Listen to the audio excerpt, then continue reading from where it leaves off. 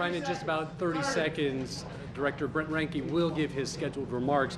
We can tell you that last night a stay of execution by the U.S. Supreme Court was denied. A little bit on what the timeline is today. At 8:45, media witnesses will be transported to the maximum security institution, and witnesses will enter the viewing rooms at 9:35. I'm going to step out of the shot right here, and you can see Brent Ranke at the podium here, and he's about to give his scheduled remarks ahead of the scheduled execution for condemned killer Richard Levitt.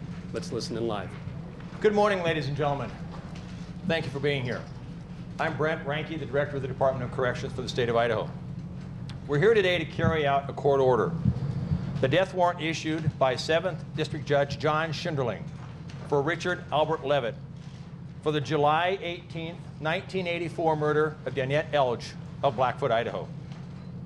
The men and women of the Department of Corrections who are involved in this process have been preparing for this day since the execution of Paul Ezra Rhodes in November of last year. They are dedicated public servants who must carry out a difficult assignment while meeting the highest standards of professionalism, respect, and dignity for all involved. They take no joy in this duty. Their actions reflect their deep respect for the rule of law and their commitment to our system of government. This effort is also a reflection of the spirit of cooperation that exists between city, county, and state agencies here in Idaho. For months now, law enforcement and emergency services professionals from the Boise Police Department, from the Ada County Sheriff's Office, the Ada County Paramedics, the Idaho State Police, and the Idaho Bureau of Homeland Security have worked side by side to prepare for this day. We are grateful for their partnership and their assistance in this event this morning. Now, this is what you can expect this morning. Mr. Levitt is currently in his cell. He's in F block at our Idaho Maximum Security Institution. At 9:30 this morning, he will be moved to the execution chamber. At 10 a.m., our IMSI's warden will read the death warrant. Mr. Levitt will be given the opportunity to make any final statements. I will confer with Attorney General Wasden to see whether or not there's any legal impediments that would prevent this execution. Then the administration of the chemical will begin. Ada County Coroner Erwin Sonnenberg will make the pronouncement of death. Then I and the members of your media team, the 4 representatives, will return to this tent to give you a thorough briefing of the morning events. You'll also hear from former U.S. Attorney Tom Moss, who was the Bingham County prosecutor who prosecuted Mr. Levitt. At this point now, we'd like to open the floor for some questions. I would encourage you, for the sake of those watching television and listening on the radio, that we use the microphone that Mr. Ray has in his hand, so those viewing and hearing this broadcast can hear the questions and the answers. Who would like to lead off? Has Mr. Levitt requested a chaplain of any kind? Excuse me? Has Mr. Levitt requested a chaplain of any kind? No, a spiritual advisor has not been requested by Mr. Levitt. Back in November, Paul Rhodes was given a card by several of his death row inmates. Has anything similar happened with Levitt? We were told earlier that IDOC didn't believe that it had. This morning, when I received my morning briefing from the warden, he indicated that no card had come from death row, as was the case with Mr. Rhodes.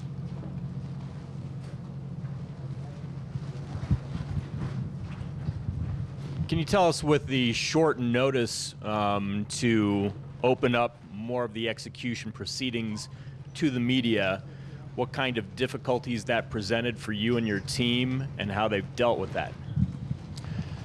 The short notice, we've had 2 dress rehearsals since that was handed down from the Ninth Circuit. And in that process, we have taken what we believe are the necessary steps to protect the identity of especially our medical team. The team itself is prepared. We've put on some additional headgear that'll help protect their identity. And so this morning, once the 4 media witnesses and the state's witnesses, condemned witnesses, enter the viewing area, about 3 minutes after they enter, the doors in the execution chamber will open. The warden will enter the execution chamber, followed by the escort team. With that escort team, of course, will be Mr. Levitt. So from the time that we begin this process, the doors will be open, the blinds will be open, so the media representatives will see everything from start to finish. Well, there's a significant heightened awareness of what we're involved in, what we're engaged in, who we're representing. The professionalism, respect, and dignity, as I mentioned a moment ago, are absolutely critical in this process.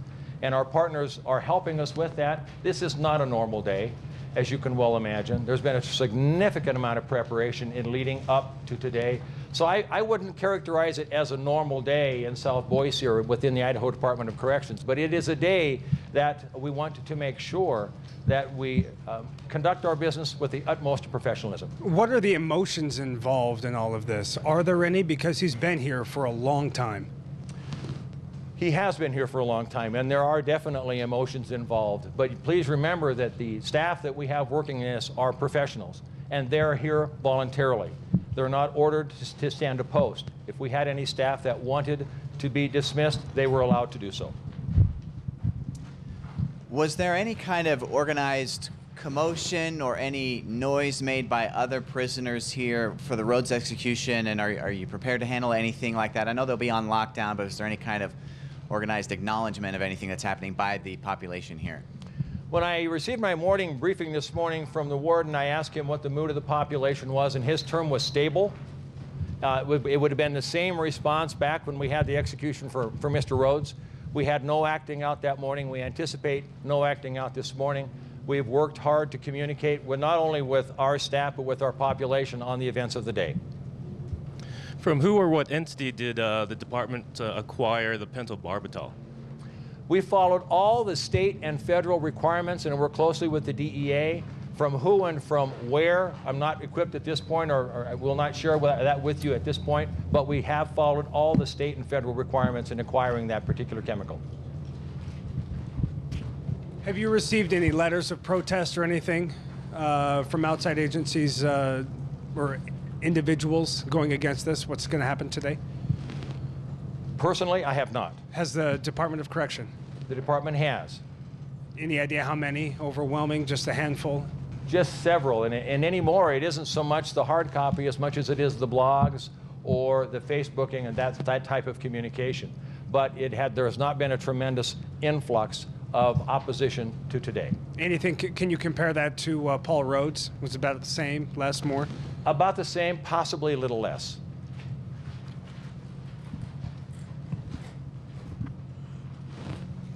What is different about this execution as compared to Mr. Rhodes, apart from the media access, apart from the drug protocol? What's different? You now have experience. How has it changed? Well, for those of you that have had the opportunity to read the standard operating procedure, you hit on one of the major changes, and that would be going from the 3-drug protocol to the one drug protocol. We've modified how we refer to the execution or the medical team in this process. Other than that, we have adhered to the letter on the standard operating procedure with some minor modifications from November.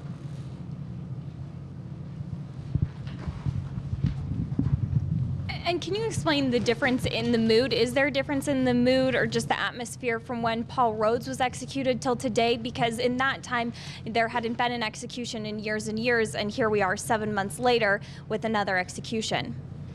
As I mentioned a few moments ago, we have been in preparation since the Paul Rhodes execution. So the mood this morning with our staff as well as our partnering agencies, we are much more comfortable in the process because we have the procedures that were battle tested in November, and we've applied those same procedures to this morning. Well, speaking of mood, how is the mood of Richard Levitt? He is resolved at this point. And did he sleep? You said he was given sedatives. Did he sleep through the night? Did he meet with people? He had his dinner about 6 p.m. last evening. He's had visitors throughout the evening up until about 9 p.m. last night. He has as I mentioned a moment ago, he has had several different sedatives during the course of the evening. But his attitude, what we're looking at this morning, would be best characterized as resolved in this process. When I left the facility just about 20 minutes ago, he had his attorneys in his cell, and they were having an open discussion.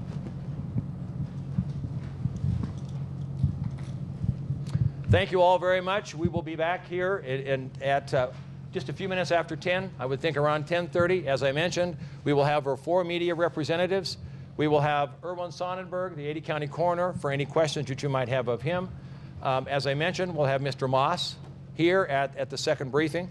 We'll also have Attorney General Wasden, if there's any questions for the Attorney General after the event this morning. Are there any further questions? Hearing none, again, thank you all for being here this morning.